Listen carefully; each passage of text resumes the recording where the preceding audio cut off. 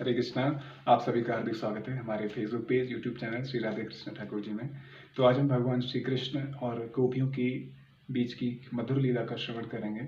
भगवान जब द्वारका चले गए थे, द्वारका में रह रहे थे अपनी रानियों के साथ में, तो भगवान वृंदावन को तब भी याद करते थे और वृंदावन की स्मृति, जब भी उनका वृंदावन का स्मरण करते थे तो उनको आंखों से अश्रु निकलने लगते थे, वो भावुक उठते थे और वृंदावन में खो जाना चाहते थे। एक भाव में भगवान पहुंच जाते थे। तो भगवान की ऐसी स्थिति देख करके द्वारका की जो भगवान की रानियां हैं, 16,108 रानियां उनके साथ रहती थी, नित्य उनकी सेवा करती थी, तो वो एकदम से उदास हो जाती थी और सोच में पड़ जाती थी कि भगवान वृंदावन को इतना स्मरण क्यों करते हैं। वृंदावन का स्मरण आते ही, वहाँ का नाम आते ही भगवान में इतना भाव कैसे आ जाता है और भगवान इतने भावुक कैसे हो जाते हैं। असल में वृंदावन में और गोपियों में ऐसा क्या है जो यहाँ पे हम लोग उनको सुख नहीं दे पाते हैं। मतलब 16,108 रानियां ये सोचती थी कि भाई वृंदावन और गोपियों का प्रेम ऐसा क्या है उनके प्रेम में जो हम लोगों के होते हुए भगवान उनको स्मरण करके भावुक हो जाते हैं। तो फिर ये स्मरण करते हुए भगवान ने उनके मन की बात सुन ली, तो भगवान उनको इसका जवाब देना चाह रहे थे। तो भगवान ने एक लीला की जिसमें भगवान ने अपने आप को बीमार कर लिया। तो भगवान के पेट में तीव्र दर्द होने लगा और तीव्र पीड़ा के कारण भगवान कराहने लगे, क्योंकि भगवान तो एक नाटक कर रहे थे, उनको एक संदेश देना था। तो ये देखते हुए सारी रानियां आई उनकी सेवा में लग गई, लेकिन भगवान की दर्द का उपचार कुछ हो नहीं पा रहा था। तो सभी ने वैद्य जी को बुलाया। वैद्य जी वहाँ पहुँचे तो बोले इसका दर्द का उपचार तो हमें भी समझ में नहीं आ रहा है। तो वैद्य जी बोले भगवान आपको पहले कभी ऐसा दर्द हुआ है?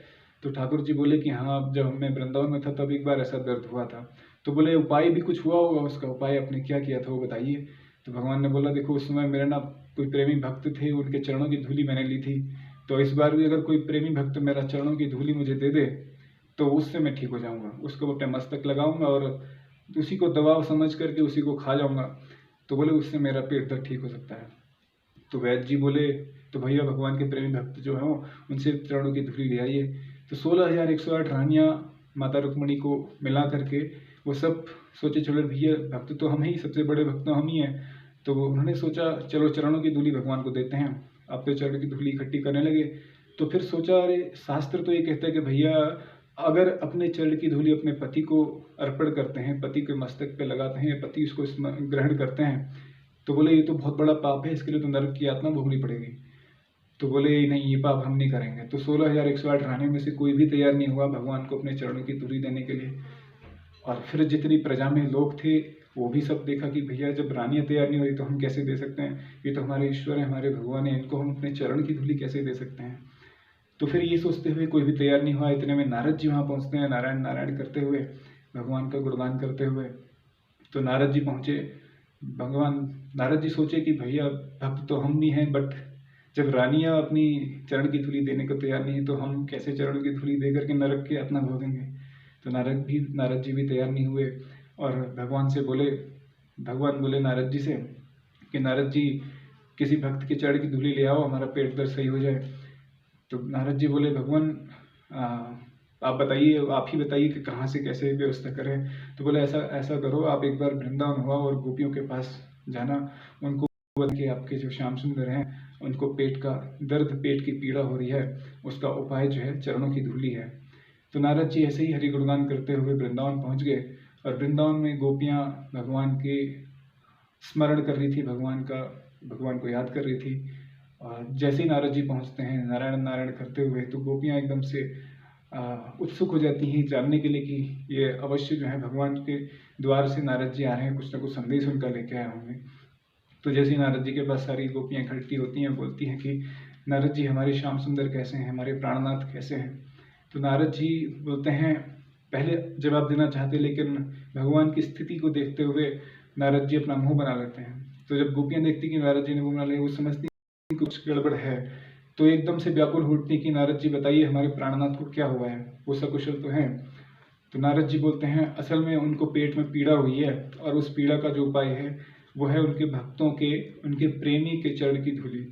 तो गोपियां बोली अरे भगवान को पीड़ा हुई है, हमारे प्राणनाथ को पीड़ा हुई है, तो हमारे चरण की धूली ले आइए। सभी ने अपने पैरों से धूल इकट्ठा करके पोटली में भर के नारद जी को देने लगे। तो नारद जी बोले अरे पगलियो, कैसे पागल हो आप लोग, आओ वो भगवान है, ईश्वर है, संसार के मालिक हैं, उनको आप अपने चरणों की धूली देना चाह रहे हो। तो गोपियाँ बोलती हैं, देखो हम भगवान कुछ नहीं जानते, हम जानते हैं वो हमारे प्राणनाथ हैं, हमारे प्राण ईश्वर है, हमारे सब कुछ हैं। उनका सुख, उनका सुखी होना, उनका स्वस्थ होना हमारे लिए ज़्यादा ज़रूरी है। हमें नरक की यातना भोगनी पड़े, हम उसके लिए भी तैयार हैं। करोड़ों वर्षों तक नरक में रहना पड़े, उसके लिए भी तैयार हैं, लेकिन हमारे प्राणनाथ सही होने चाहिए। तो जब ये जवाब नारद जी ने सुना, तो नारद जी एकदम से स्तब्ध रह गए। और नारद जी ने देखा कि प्रेम की ऐसी उत्सुकता, ऐसी व्याकुलता उनके अंदर कि उनको नरक जाने का कोई भय ही नहीं है, ना स्वर्ग की कोई चाह है, ना उनको किसी प्रकार का कोई भय है, ना किसी तरह की उनको कोई शंका है। उनको ये भी नहीं लग रहा है कि भैया हमें नरक जाना पड़ेगा। उनको तो बस एक ही चीज़ है कि ठाकुर जी कैसे भी ठीक हो जाए। तो उन्होंने इस तरह से अपने चरण की धूली इकट्ठा कर ली। नारद जी एकदम से गदगद हो गए, हुए देख करके भावुक हो गए। बोले कि आज तक मैंने देखा कि कितने भी भगवान के बड़े बड़े भक्त हैं, लेकिन सारे जो हैं सिर्फ दिखावा ही करते हैं। बोले असल में भगवान को जब भगवान के लिए जो प्रेम है, वो प्रेम तो असल में गोपियाँ ही करती हैं। तो नारद जी ने बोला कि मैं तो धन्य हो गया इन गोपियों के चरण धूलि को लेकर के, अपने मस्तक पे स्पर्श किया।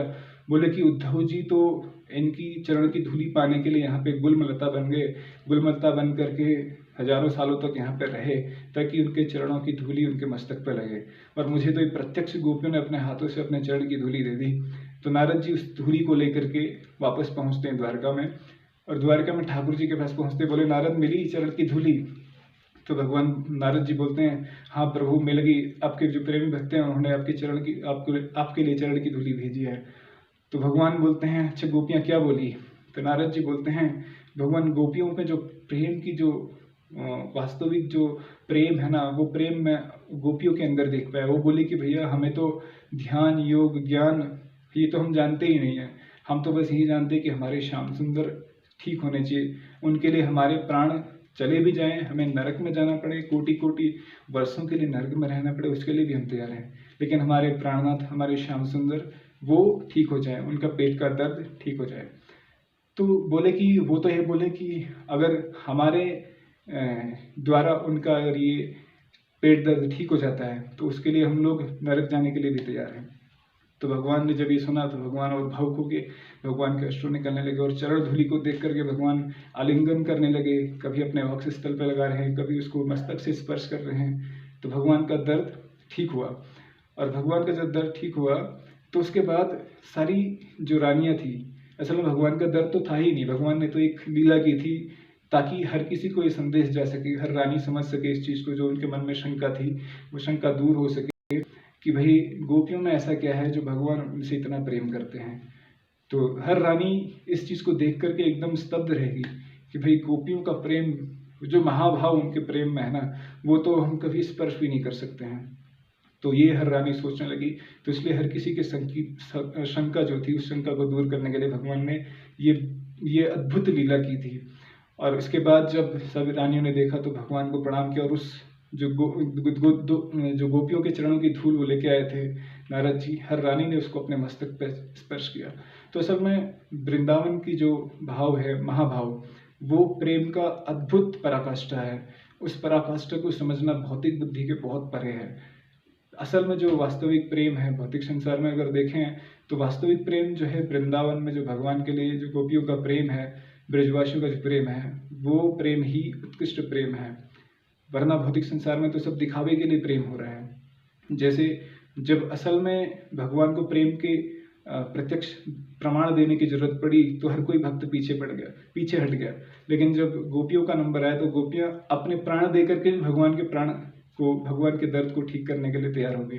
तो ऐसी जो प्रेम है, असल में जो प्रेम है वो प्रेम यही है कि भैया आपको ना स्वर्ग का लालच हो, ना किसी पाप होने की आशंका हो, ना ही कोई भय हो इस तरह का, अपने सुख का ना लालच हो, ना किसी दुख का दर्द हो।